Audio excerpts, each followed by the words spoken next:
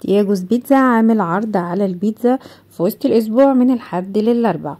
اي بيتزا سواء ميديوم او لارج عليها بيتزاية هدية مارجريتا، يعني اي بيتزا تختاروها عليها واحدة مارجريتا هدية. بس كده عامل عروض على 3 بيتزات 4 بيتزات حسب ايه ما انتوا عايزين.